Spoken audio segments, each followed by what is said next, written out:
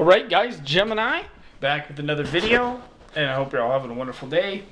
And in this video today, Gem is going to say goodbye to some professional wrestlers that lost their life.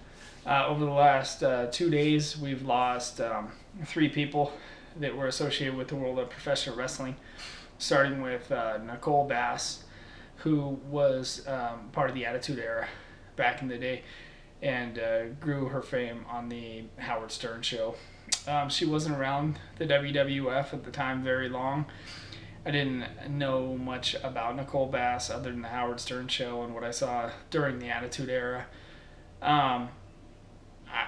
52, I mean, that's a shocker. I feel bad for the family of Nicole Bass. She was a different one. She was definitely a free thinker, just a very, very different one. So it's very unfortunate that she lost her life at such a young age. Then yesterday we lost George the Animal Steele at 79. George the Animal Steele started wrestling in Detroit in 1967. He was a hated heel for over 20 years in the world of pro wrestling, till in 1986 he fell under the tutelage of Lou Albano, and they did the whole thing where he was getting shocked, and then he became this beloved baby face. George the Animal Steele will be noted for his match with Bruno Sammartino, his love triangle with Miss Elizabeth and the Macho Man in 85, 86, right around WrestleMania 2. And he'll also be known for being out there with Ricky the Dragon Steamboat at WrestleMania 3 when Ricky the Dragon beat the Macho Man, probably in the greatest WrestleMania match of all time.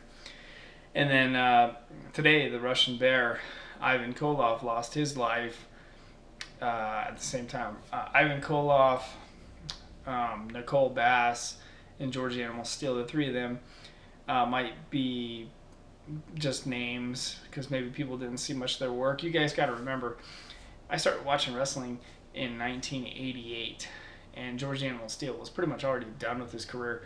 Ivan Koloff, he was done way before that.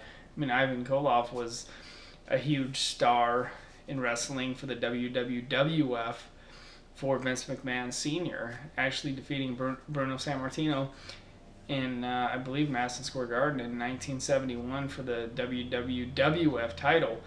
And you could hear Paul Heyman tell stories about how when Koloff won the title in 71, the crowd was just dead quiet because they couldn't believe their hero, Bruno Sammartino, got beat by Ivan Koloff, the hated Russian.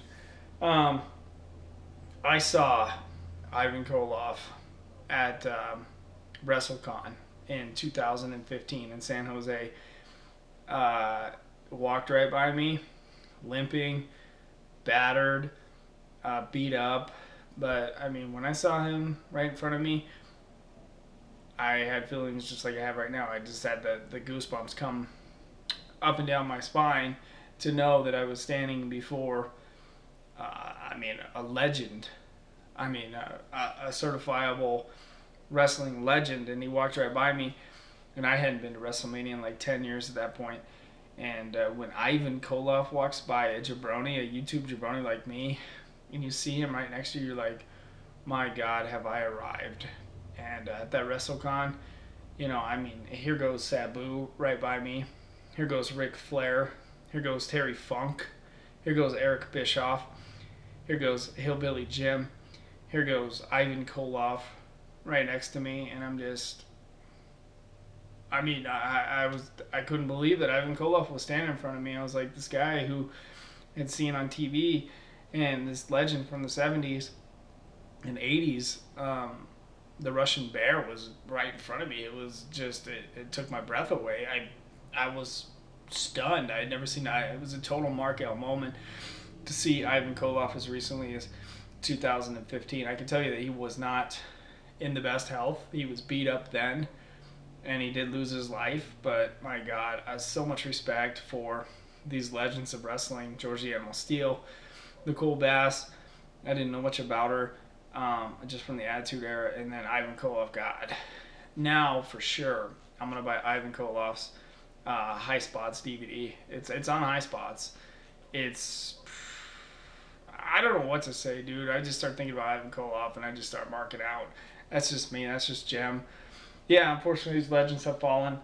We'll say goodbye. Hope you enjoyed this video. Thank you.